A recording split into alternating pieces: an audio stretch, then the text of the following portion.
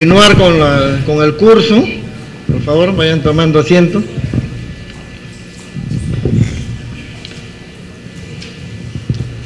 Bueno, a continuación estoy siguiendo con el programa. El doctor Masami Yamamoto va a hablar sobre síndrome de transfusión feto-fetal y tratamiento por fetoscopía, el primer tema, y después restricción selectiva de crecimiento en el gemelar monocoriónico. Vamos a hacer que se realicen estas dos ponencias y las preguntas van a realizarse al final de las dos, ¿ya?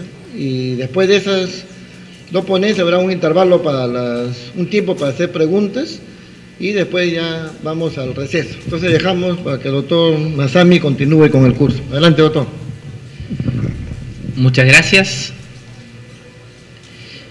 Viene, como todas las películas, ¿verdad? Siempre la primera parte es más aburrida y la segunda tiene más acción. Entonces vamos a entrar a la parte, si quieren, un poco más espectacular. Yo creo que no es, la presentación anterior no es menos importante, porque son las bases ecográficas para entender cómo hacer el seguimiento del embarazo gemelar y el diagnóstico de sus complicaciones. Pero aquí vamos a entrar ahora a una de las patologías específicas del embarazo gemelar monocorial, que es la transfusión feto-fetal, y vamos a entender la naturaleza de su enfermedad, sus tratamientos, y vamos a hablar después de algunos casos. Así que, permitiéndome su atención, agradeciéndole su tiempo, vamos a empezar. Agradecemos a toda la unidad, junto con la cual podemos trabajar y obtener los resultados que hemos tenido hasta ahora.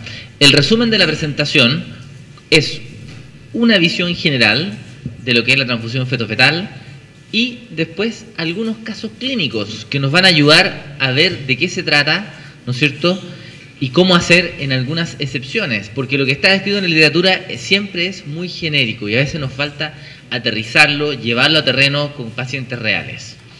Bien, criterios diagnósticos. Estamos en el punto de la visión general del síndrome de transfusión feto-fetal. Tenemos que tener seguridad de que se trata de un embarazo monocorial biamniótico, por lo tanto, de esto no va a salir una transfusión feto-fetal. De esto tiene como un 15% de probabilidad de que lo desarrolle durante el embarazo, y tener siempre en mente que esto conduce a estas placentas y esto conduce a estas otras placentas. En la ecografía del síndrome de transfusión feto-fetal es frecuente ver discordancia de tamaño de abdómenes, es frecuente, pero no es requisito. Puede ser incluso que el feto donante, es decir, aquel que está pasando sangre en forma permanente al feto receptor, es decir, el feto que le va pasando volemia al otro, el buen hermano, ¿no es cierto?, a veces incluso puede ser más grande que el receptor. Lo que sí es bastante característico que uno está poliúrico y el otro está oligúrico, por lo tanto uno va a tener su vejiga bastante llena y el otro permanentemente colapsada. El criterio diagnóstico definitivo es la presencia de polihidroamnios en un feto y oligoamnios en el otro feto. Vamos a hacer un pequeño ejercicio mental para entender qué significa esta imagen de un polihidroamnios y de un oligoamnios.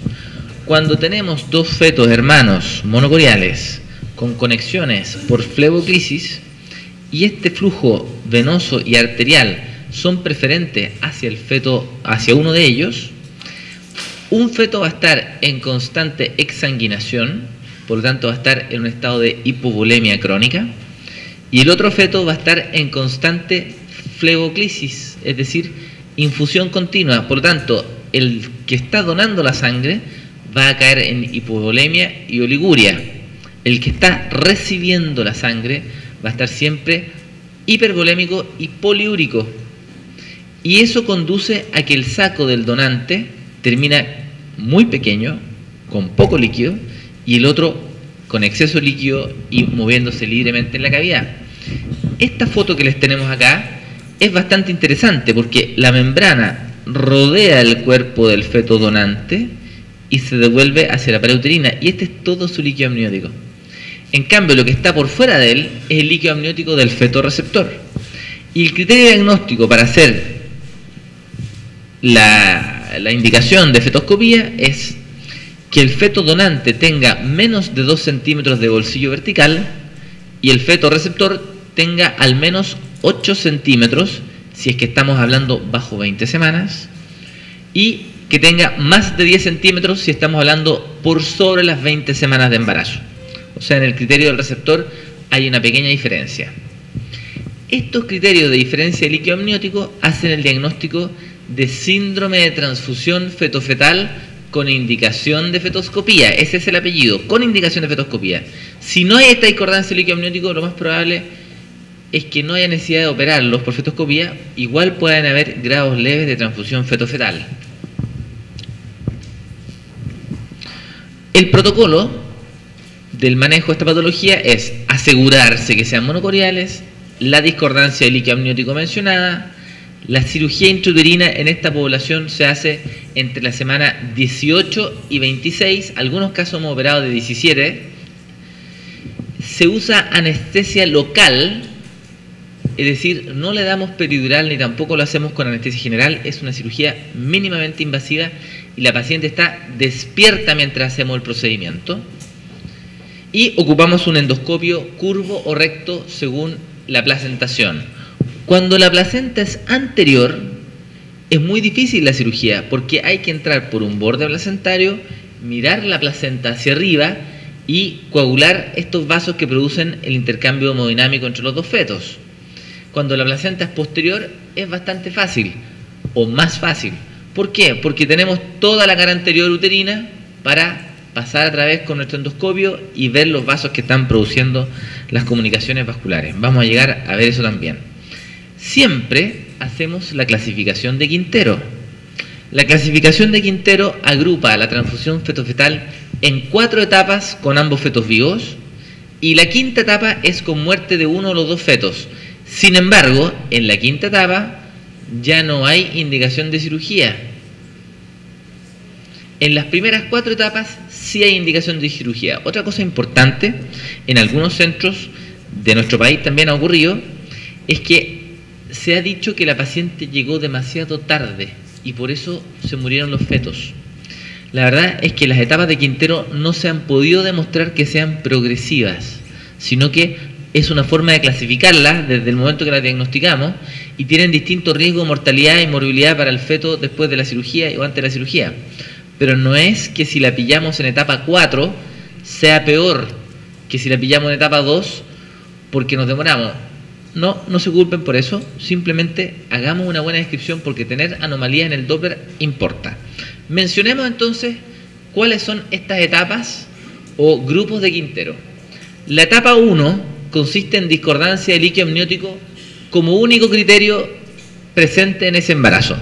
Uno tiene más de 8 o 10 y el feto donante tiene menos de 2 centímetros. En la etapa 2, aparte de tener líquido amniótico discordante, o sea, es requisito cumplir esto, el feto receptor tiene vejiga distendida y el feto donante tiene constantemente vejiga colapsada. Esa es la etapa 2. En la etapa 3 aparecen las anomalías del Doppler del donante en la arteria umbilical y del receptor en el ductus venoso. Existiendo cualquiera de estas dos cosas ya es una etapa 3. Etapa 4 es cuando el feto receptor hace hidrops. El feto donante, en general, en la clasificación de Quintero, en algunas versiones que han salido publicadas, dice que si hay hidrops del donante también es etapa 4. Pero es raro ver hidrops del donante. Es infrecuente. Más bien yo diría, si ustedes ven hidrops del donante, piensen que quizás tiene alguna otra patología. Y la etapa 5 es cuando está uno de los dos fetos o ambos ovitados. Pero como no tiene ya indicación de cirugía, no lo vamos a comentar en este momento. Bien, aquí tenemos una buena imagen de un feto donante, miren, atrapado en su membrana. Y el otro con polihidroamnio. ¿Vemos de nuevo esta imagen? Vamos de nuevo. Esto es bueno retenerlo en la mente. Membrana pegada a su cuerpo. Muy cerca a su cuerpo. Tiene vejiga todavía este. Y el otro con polihidroamnio. ¿Ok? Perfecto. Es bueno tenerlo en la retina porque no es raro que en los próximos meses ustedes digan, esto lo vi. Se parece a lo que vimos en esa ecografía, sobre todo los becados que tienen menos los residentes que tienen menos años de formación y experiencia. Y cuando nosotros tenemos el diagnóstico de una condición de polihidroamnios de un feto y oligoamnios del otro feto, procedemos a hacer esta cirugía que se llama fetoscopía, que es una cirugía endoscópica para entrar a la cavidad uterina, y ocupamos el láser, que es una técnica que aplica calor sin tocar el objeto. Esa es la gracia del láser, que es la luz que produce calor. No es una pinza, no es electricidad, y eso permite coagular los vasos sin dañarlos y sin exponerse a que ellos hagan hemorragias. O sea, es una técnica de mucha seguridad. Obviamente, si uno con el mismo láser, el instrumento, le clava las arterias y las venas, por supuesto, es una cirugía mal hecha, ¿no es cierto? O una complicación de la cirugía, y eso puede pasar. Y el objetivo de la cirugía es coagular estas anastomosis que están en la placenta y que producen la enfermedad, y dejarlos completamente aislados en su circulación un feto con otro. Es, en el fondo, una dicorionización quirúrgica de un embarazo monocorial. Eso es el objetivo de la cirugía. Y vamos a hablar ahora cómo se hace y en qué consiste el acto quirúrgico por sí mismo. En general, operamos con 2 o 3 operadores. La señora está en el pabellón, como ella, bastante angustiada. Y aquí está su embarazo, ¿no es cierto? Sus pies. Ponemos el campo quirúrgico al lado de los pies. Aquí está el ecógrafo y aquí está la torre de laparoscopía, que es la misma que se ocupan para la cirugía de embarazo tubario. Simplemente cambian los instrumentos finales con los que uno ingresa. Ustedes saben que se ocupa la misma torre para histeroscopía, ¿no es cierto? Los cirujanos para su cirugía, bueno, ocupamos el mismo set. De hecho, existen en Europa algunos fetoscopistas ambulantes. No lo hemos hecho en Sudamérica todavía, yo creo que no es tan correcto, pero hay algunos aspectos que son favorables de ese proceso. Entonces hay una paciente enferma con algún problema y va el doctor con su endoscopio, y como allá hay torre de ginecología, llega allá, monta sus maquinitas, opera a la paciente y se devuelve. En Brasil, algunos doctores están haciendo fetoscopía ambulatoria, o sea, ellos van como doctor a la ciudad donde está la enferma. Bien, este es un esquema de cómo está el embarazo gemelar con transfusión fetofetal. Este muchacho está pálido porque está hipovolémico. Este muchacho está rellenito de sangre y por eso tiene este color pletórico, rojo oscuro. Hay una membrana que está más pegada a él por el oligoamnios, y la cirugía se hace en este lugar. Hay que mirar con el endoscopio, esta es la zona de interés, la inserción de la membrana que divide ambos sacos amnióticos. Ese lugar no es que haya que ocluirlo con el efecto láser, sino que es nuestro punto de referencia. O sea, nos permite ubicarnos quirúrgicamente dentro del útero. Y cuando vemos vasos que lo cruzan, tenemos que ver si son anastomosis o no. Y si son anastomosis, se coagulan. ¿Cómo yo sé que es una anastomosis? Este que está aquí, yo lo que veo es que tiene una arteria y una vena, pero de aquí para allá no hay nada, o sea, no hay circulación que comunique el donante con el receptor en este punto. Entonces, cuando yo llego a este punto con el fetoscopio, veo si toca al receptor, y si no lo toca, respeto esa circulación y se la dejo al donante. ¿Por qué puede ocurrir eso? ¿Por qué hay que hacer eso? Porque el ecuador vascular no corresponde siempre a la inserción de la membrana. Voy a repetir esa frase porque es difícil. El ecuador vascular, es decir, el límite de las circulaciones, no siempre corresponde a la inserción placentaria de la membrana. Pero la inserción de la membrana es la que me permite ir viendo en forma progresiva toda la placenta. En cambio, si yo continúo hacia abajo, veo aquí que hay un vaso único, pero este vaso llega hasta acá y se contacta con el otro feto. Este sí es producto de una posible causante de la enfermedad. Este hay que ir a coagularlo. Este proceso quirúrgico en que uno va respetando vasos que son de solo un feto y no contacta al otro, es la famosa técnica selectiva, que busca dejarle cotiledones buenos al donante. Si yo hago una coagulación aquí y le quemo todo esto, el doctor no es Mois, el doctor, el primero que hizo la fetoscopía en Estados Unidos, que es el doctor, quizás sí Riz, pero para esta enfermedad el que lo publicó es el doctor, ya voy a tener el nombre, lo conozco personalmente. Él decía, ponga el láser al máximo y pásele una línea. ¿Ya? Esa era su técnica, porque además él con eso se aseguraba de que no quedara nada de comunicante y no le preocupaba si quedaban fetos muertos en uno de los dos lados. Pero ese era su primer approach. ¿Ya? Esta técnica selectiva de dejar vasos tiene el fin de que el donante no se quede con demasiada poca placenta y optimizar la posibilidad de que él pueda vivir después. Hagamos un ejemplo teórico. Si yo coagulo alrededor de este cordón todos sus vasos, dejo ese cordón sin placenta, desvascularizado completamente. Y este donante va a ser óbito, sin duda.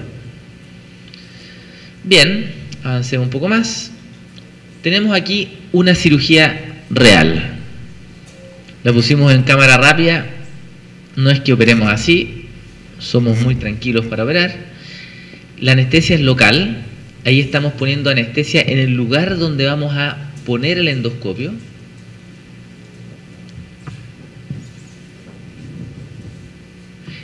Y se ocupa un trocar de peridural, 14 French, y ocupamos la técnica de Seldinger para entrar. Seldinger lo ocupan mucho los anestesistas. Y la técnica de Seldinger se introduce un alambre metálico que queda dentro del útero y dentro de la cavidad amniótica. Este cable continúa hasta dentro del útero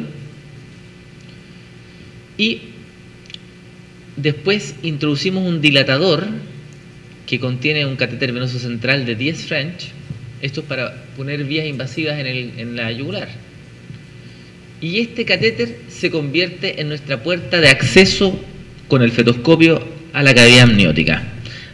Este es el endoscopio y ya estamos dentro del útero. Y este es un caso de transfusión fetofetal de Antofagasta, una ciudad cercana a Perú. Estamos viendo aquí el donante. Miren la membrana, está colapsada hacia la izquierda. ¿La ven? Toda esa línea que se ve ahí, todo lo que está a la izquierda está detrás de la membrana con oligoamnio absoluto. De hecho, vean los pies que van a aparecer ahora. ¿Ven? Oligoamnio absoluto. Y aquí estoy siguiendo un vaso que va hacia el lado derecho, que es donde está el receptor, y esto es una anastomosis placentaria. Y yo cuando sigo el vaso hacia el otro lado me doy cuenta que llego al cordón del receptor. Por lo tanto, esto que veo aquí son dos, una arteria y una vena, que están ahí en la superficie placentaria. Y la de la izquierda es arteria porque es oscura y la derecha es vena porque es clara. Y ahí está asomada la fibra láser. La señora cuando respira nos mueve la placenta. No es tan fácil la cirugía. Y con calor esto se va sellando y va ocluyendo la anastomosis. Se hace idealmente en el lugar de la anastomosis. Ustedes pueden ver cómo va blanqueando las proteínas y va sellando el vaso. Y esta es la fotocoagulación de anastomosis placentaria en una transfusión fetofetal. Siempre el endoscopio va a entrar al saco del polidroamnio. Evidente, porque el del oligoamnio es imposible entrar a él, no hay espacio. Y uno hace la cirugía ahí. El receptor está libre, miren el gran tamaño del receptor, y el donante está metido dentro del saco amniótico como lo vieron ustedes. Este proceso se repite en cada uno de los vasos que van atravesando la membrana. De modo que en una cirugía podríamos encontrar entre 5 y 15 anastomosis y esta cirugía puede durar 30 minutos hasta una hora. Y con eso uno logra separar ambas placentas. El equipo es este, un endoscopio que tiene 2 milímetros de óptica y se pone dentro de una vaina la cual puede ser curva, no tiene un poco más de curvatura que eso, pero curva, para poder mirar los casos de placenta anterior. Cuando uno entra por el lado de la placenta y con el endoscopio curvo uno opera hacia el techo. Vamos a ver imágenes de cirugía hacia el techo prontamente. ¿En qué se basa el tratamiento? ¿Cómo se justifica hacer una cirugía intrauterina de este tipo? ¿Qué evidencia hay en la literatura? Este estudio, que fue publicado en el 2004 en el New England Journal of Medicine, es un estudio clave para la literatura de los ginecobstetras. Los residentes busquen este artículo, guárdenlo, es de gran importancia. Es un estudio randomizado para intervenir quirúrgicamente antes del nacimiento versus amniodrenaje en esta condición de síndrome de transfusión fetofetal, y para nosotros marca un hito porque no habíamos tenido cirugías, intervenciones randomizadas para el beneficio de los fetos en nuestra historia médica. Por lo tanto, es de gran valor como artículo científico la metodología que se aplicó. En ese sentido, los franceses fueron realmente muy líderes, y sus autores son el doctor Yves Ville, como jefe de departamento, participó el doctor Jan Deprez, de Praga. Este doctor Norbert Wiener fue incluido como coautor, aunque él vivía en Nantes. Él fue uno de los derivadores principales, mandó como 20, 30 casos al protocolo. Y aquí está el pediatra, el doctor Alan Popp. Este señor Boulvin es suizo, pero es el estadístico que hizo todo el estudio para esta publicación. Y la doctora Senat era una doctora que trabajaba en el hospital de Torville, que fue una de las principales redactoras y trabajadoras en el artículo. Y en este estudio, publicado en 2004, randomizaron síndrome de transfusión fetofetal al tratamiento láser, que era el que queríamos probar que era beneficioso, contra el amniodrenaje, que era el tratamiento clásico de la transfusión fetofetal. Y se logró lo siguiente. Primero, que con láser habían más embarazos que tenían 1 o 2 sobrevivientes. Se considera resultado exitoso cuando se salva 1 o los 2, y se considera resultado fallido o negativo para efectos de las estadísticas cuando, a pesar del tratamiento, fallecen ambos. Y este parámetro, un sobreviviente, se logró en 76% del láser y solo 50% del amniodrenaje. Esto ya fue significativo. Y después este segundo punto, que es muy importante para los padres, y esos niños que yo voy a tener, ¿van a estar bien o van a estar mal? Y del total, el 52% de los que entraron a la cirugía estaban vivos sin daño en los 6 meses de nacido, contra solo 31% en el grupo del amniodrenaje. Es decir, el estudio demostró mayor cantidad de niños y mayor cantidad de niños en buenas condiciones. Y yo creo que este estudio, en este sentido, es una gran esperanza. ¿Por qué? Porque en vez de invitar a las pacientes europeas a hacer abortos por esta condición, invitó a las pacientes europeas a tratarse por esta condición. Y yo creo que es una gran esperanza de vida, ¿no es cierto?, esta cirugía. ¿Qué pasó con esta cirugía? El año 2004 se publicó esta serie randomizada, y ya el 2007, 3 años después, habían 1000 casos publicados en el mundo. Entonces, cuando en el recuento de la serie llegamos a 1000, escribimos este review, que ustedes lo pueden buscar también. Aquí está, el doctor Ville publicó el primer estudio en el New England en el 95. Tenía él en esa época como 32 años cuando publicó el estudio. Y el otro doctor americano, que yo había olvidado el nombre, aquí está, Delia, Julian Delia. Es un doctor que ya debe tener unos 60 años, y él hizo uno de los centros primero, hizo un sitio web muy famoso de Twin-to-Twin Transfusion Syndrome, ustedes lo pueden ver, y está el doctor Delia encabezando. Y después, bueno, el doctor Hecker, al ser referente único de Alemania, y los alemanes que son ordenados, le mandaban todos los casos a él, y Hecker es hoy en día el centro que más casos opera en el mundo. Ya su hospital lleva como 800 casos por sí solo. Y después por aquí, bueno, a mí me tocó publicar estos 175 casos, pero no los operé yo. Yo estuve en Francia en esa época y recopilé los 175 casos que en ese momento ya se llevaban acumulados en ese centro, en esa época.